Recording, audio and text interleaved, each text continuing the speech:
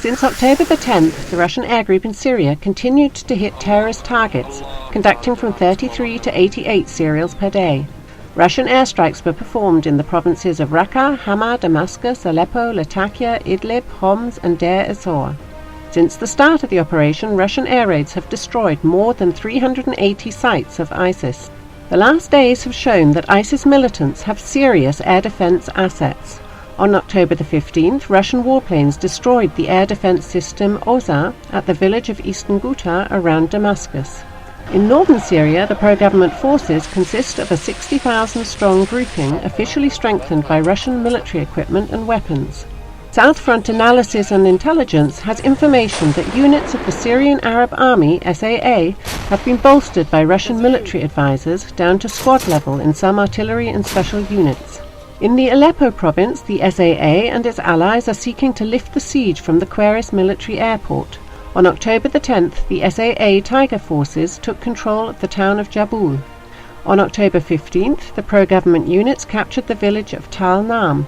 On October 16th, the villages of Kala'at, Al-Nayam, Abtaun were controlled by the SAA. At the moment, the Syrian forces are clashing with militants approximately 6.2 kilometers from the airport. At least 235 Jabhat al-Nusra militants have been killed since the start of the Syrian advance in the Hama province. The strategic towns of al-Mansoura and al-Lihaya came under control of the Syrian government. Also, the SAA captured the towns of Talsekik and Faru. It became known that Hezbollah commander Hassan Hossein al-Hajj has died during the clashes for the city of Mansoura. The South Front Analysis and Intelligence Sources report Hezbollah units fighting against terrorists in Syria have received reinforcements and additional supplies of arms and equipment. This is a result of the growing role of Hezbollah and Iran-backed militia groups at the Syrian battlespace.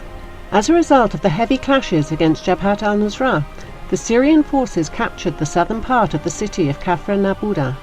The pro-government forces' advance is aimed at the strategic town of Khan Sahun, located at the highway linking Damascus and Aleppo.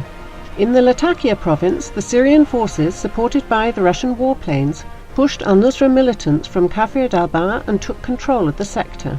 Then, SAA and its allies captured the villages of Salma and Jeb al-Amar. The ISIS militants were located in these areas. At the moment, Russian warplanes and the Syrian army units are mopping up the area from the various militant units. In the Homs province, the Syrian forces are conducting military actions against Jabhat al-Nusra and ISIS. The center of clashes is the Al-Rastan area. Russian and Syrian warplanes work against terrorists there actively.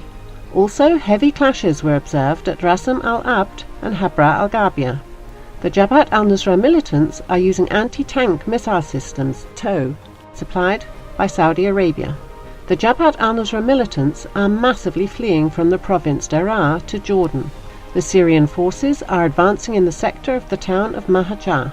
Jabhat al-Nusra has lost dozens of militants in the clashes there. Separately, the Iraqi forces started a full-scale offensive against ISIS in the province of Anbar. It borders with Syria.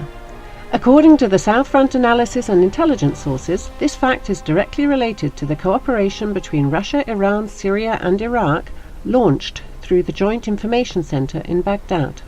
On October the 11th, Abu Bakr al-Baghdadi was reportedly injured as a result of the airstrike in the Anbar province of Iraq. On October 14th, Iranian media reported that Abu Bakr al-Baghdadi was under treatment in Turkey. The US Central Intelligence Service and Turkish Special Services assisted him in this. Russia has been continuing to supply weapons and equipment to the Syrian forces. According to reports, the Russian heavy flamethrower systems TOS-1A Saint-Sepek are in Syria. They will be used in the Syrian forces' offensive actions across the country.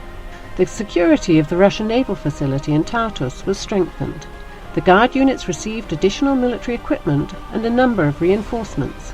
A Marine Infantry Battalion of the Russian Black Sea Fleet is a main force there.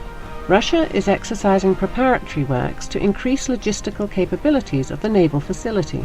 10 additional container ships and tankers will be reportedly used to expand supplies to Tartus. The main result of the recent success of the Syrian forces has been to raise the pro-government forces' morale. Future developments will strongly depend on the Syrian forces' capacity to hold the gained momentum and to coordinate its actions with the Russian air efforts. In any case, the active phase of the offensive will end in the next 1 to 2 weeks. Then Syrian forces will need to strengthen the captured positions and get additional supplies and rest.